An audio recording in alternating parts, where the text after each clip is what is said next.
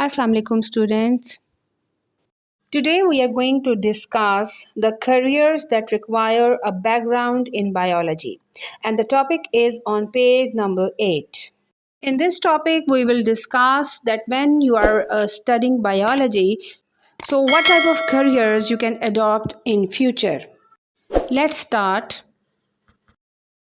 यानी जब आप बायोलॉजी पढ़ रहे हैं तो फ्यूचर में आप कौन कौन से करियर्स जो हैं वो अडॉप्ट कर सकते हैं। तो चलें देखते हैं that after studying the basic courses in biology at secondary and higher secondary level, a person has to select a career or profession.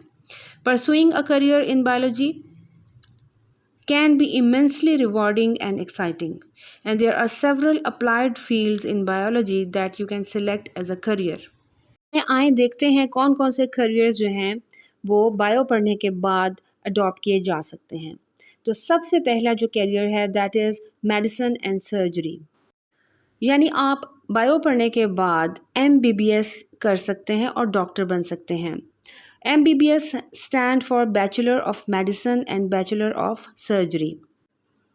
तो मेडिसिन में क्या किया जाता है कि medicine is the diagnosis and treatment of different disease, कि जिसमें आप डिफरेंट जो भी डिजीज़ हैं उनको डायग्नोज करते हैं और डायग्नोज करने के बाद उनकी ट्रीटमेंट जो है वो बताई जाती है। यानी जो कुछ डॉक्टर्स करते हैं वो आपकी बीमारी की तशख़ीस करते हैं और आपको उसका इलाज बताते हैं। इसी तरह सर्जरी है। Surgery is the branch which treats diseases by removal or replacement of the defective parts or organs. तो सर्जरी में जैसे ऑपरेशंस किया जाता है, जो भी डिफेक्टिव पार्ट है उसको रिमूव किया जाता है, या कोई ट्रांसप्लांट करना है तो उसको ट्रांसप्लांट किया जाता है। तो ये सब जो है वो आप बायो पढ़ने के बाद मेडिसिन और सर्जरी की फील्ड में जाकर कर सकते हैं। और उसके बाद after MBBS a student can specialise in various fields of medicine and surgery. तो आप इसमें स्पेशलाइजेशन भी कर सकते हैं। आप स्पेशलाइजेशन के लिए ये है कि फॉर एग्ज़ाम्पल आप जो है वो हार्ट के अंदर स्पेशलाइजेशन करना चाहते हैं तो आप कार्डियोलॉजिस्ट के डिपार्टमेंट को चूज़ कर सकते हैं, आप गायनोकोलॉजिस्ट के डिपार्टमेंट को चूज़ कर सकते हैं, इसी तरह यूरोलॉजिस्ट, न्यूरोलॉजिस्ट। तो बहुत सारी जो है इसके अंदर आप फर्दर स्पेशलाइजेशन कर सकते हैं। उसके बाद जो नेक्स्ट फील्ड है वो है फ़िशरीज़। नाम से पता चल रहा है कि फ़िशरीज़ जो है ये यकीनन फ़िश से रिलेटेड है। तो these are the careers which are associated with fisheries are wild specialist and fishery biologist and improvement of fish production. तो इसके अंदर आपने फ़िश को जो है फ़िश फार्मिंग बेसिकली जो है वो की जाती है, और वहाँ पर जो है गवर्नमेंट के भी कुछ जो है फ़िशरीज़ के डिपार्टमेंट हैं जहाँ पर के अप्लाई किया जा सकता है आफ्टर आप अपनी बायोलॉजी को कंप्लीट करने के बाद। उसके बाद आ जाता है जी agriculture and farming. Agriculture and farming में आप एग्रीकल्चर कर सकते हैं, और फार्मिंग के अंदर आप जो हैं वो डिफरेंट जो एनिमल्स हैं, फार्म एनिमल्स, उनको आप जो है वो रख सकते हैं। तो agriculture means to cultivate land and it is the growth of crops and animals to provide food, wool and other products. तो एग्रीकल्चर के ज़रिए आप अपनी जो है डिफरेंट तरह के जो प्लांट्स हैं उनको ग्रो करते हैं, और इसी तरह जो डिफरेंट एनिमल्स हैं जो कि इस्तेमाल किए जाते हैं दूध के लिए, गोश्त के लिए या वूल के लिए, तो हम उन एनिमल्स को जो है वो ब्रीड करवाते हैं और फिर उसमें जो है उनकी प्रोडक्शन होती है। तो ये करियर्स जो हैं ये भी बायोलॉजी के बाद अडॉप्ट किए जा सकते हैं। और इसके अलावा जो है वो careers which are associated with agriculture are food scientist, agricultural engineer है, एग्रीकल्चरल एंटोमोलॉजिस्ट है। तो ये भी कुछ और जो है वो ब्रांचेस हैं, या आप कह लें कि और करियर्स हैं जो कि अडॉप्ट किए जा सकते हैं। उसके बाद आती है जी अगली फील्ड, और वो है animal husbandry. Animal husbandry is the care and breeding of domestic animals. तो इसके अंदर जो डोमेस्टिक एनिमल्स हैं, ठीक है, डोमेस्टिक एनिमल्स वो एनिमल्स हैं जो कि हम घरों में जो है वो इस्तेमाल करते हैं, रखते हैं, उनको पालते भी हैं। और ये जो करियर है, the career is associated with animal husbandry are vet and animal breeders and animal trainers. तो यहाँ पर ये हम बायो पढ़ने के बाद इस प्रोफेशन को अडॉप्ट कर सकते हैं। उसके बाद है जी बायोटेक्नोलॉजी। बायोटेक्नोलॉजी के बारे में मैंने अपनी एक पिछली वीडियो में बहुत डिटेल से बताया है, तो आप बायोटेक्नोलॉजी के लिए मेरी प्लीज़ वो वीडियो आप अगर देखें तो आपको इसकी बहुत अच्छे से समझ आ सकती है। Biotechnology is the use of living organisms और their components to make useful products. तो ज़्यादातर जो बायोटेक्नोलॉजी है इसके अंदर हम मुख्तलिफ़ प्रोडक्ट्स जो हैं वो बनाते हैं।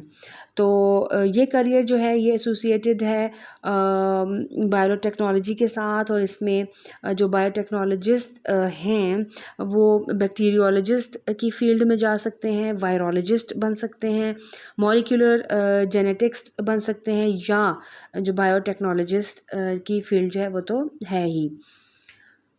उसके बाद आ जाता है जी next field which is horticulture. Horticulture means the art of gardening, और ये एक ऐसा करियर है कि जिसके अंदर जो है वो गार्डनिंग के हवाले से जो है वो काम किया जाता है। प्लांट्स जो हैं उनको बनाया जाता है with the help of genetic engineering, with the help of biotechnology. New varieties of plants बनाई जाती हैं, and this career also involves plant breeders and horticulturists. उसके बाद जो लास्ट ब्रांच है हमारे पास वो है फॉरेस्ट्री की। फॉरेस्ट्री जो है it is the science of planting, managing and caring for forests. As the name indicate, नाम से पता चल रहा है कि ये फॉरेस्ट के बारे में है। तो इसमें आप as a forest officer job हासिल कर सकते हैं, एज अ फॉरेस्ट इकोलॉजिस्ट या as a environmental engineer job जो है वो आपको हासिल की जा सकती हैं। उसके बाद आते हैं यहाँ पर बॉक्स में कुछ साइड इंफॉर्मेशन है। Plants are grown by using water culture techniques, and this technique for growing plants with their roots in a circulating water solution is called hydroponics. तो हाइड्रोपोनिक्स जो है ये भी एक फील्ड है, यहाँ पर भी आप बायो पढ़ने के बाद जॉब कर सकते हैं।